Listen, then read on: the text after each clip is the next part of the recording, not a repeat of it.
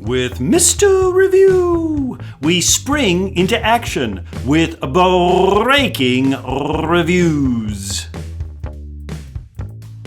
Hello, friends, it's Mr. Review, and we've been talking about how our government protects our rights and corrects our wrongs. We're talking about civil liberties and civil rights. We've now gotten to one of my favorite topics, and it's a doozer. If you can understand this, my friends, you can understand just about anything, because we are now going into our 5th year of law school, talking about selective incorporation. The incorporation doctrine. What's this? Hang in. You're in for a big ride.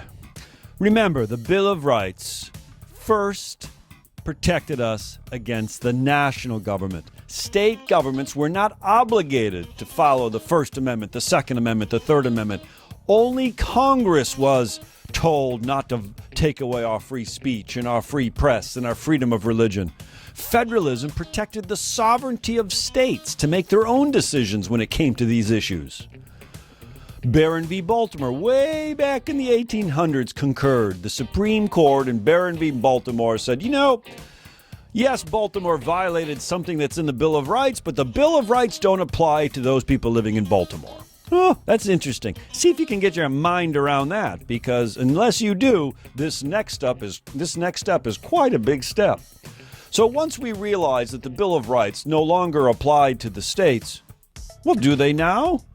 Well, they kind of do, due to the issue of selective incorporation. When the 14th Amendment was passed, right after the Civil War, the 14th Amendment said that the national government has the power to enforce basic, fundamental due processes of law. Well, what's more due processes of law than free speech? What is more due processes of law than free press? What is more due processes of law than the right to an attorney? And so courts and judges and courts throughout the country at the national level began to say, seems to me the 14th Amendment empowers me, a federal judge, to rule on a state issue dealing with basic fundamental human rights, due process. The first time the Supreme Court did this was in 1925 in Gitlau versus New York. Mr. Gitlau, if I'm not mistaken, was a socialist, and his manifesto violated New York's anarchy laws. It's a New York law, has nothing to do with Congress.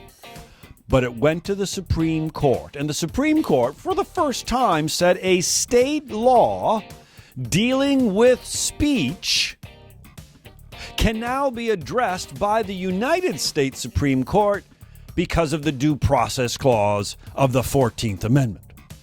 And the Supreme Court ruled on free speech in a New York case. This began the dominoes falling, and we call it selective incorporation. Let's see if I can define it simply for you.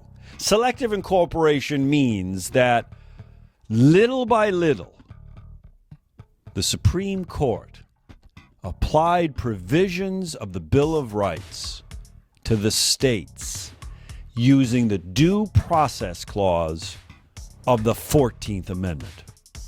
Little by little, because they didn't just say all the Bill of Rights apply, they said speech applies. Then in another case, the press applied. And then in another case, the Establishment Clause is applied. Little by little, the Supreme Court applied the Bill of Rights to the states using the Due Process Clause of the 14th Amendment. Selective incorporation, the incorporation doctrine. So important. Did you get that out there?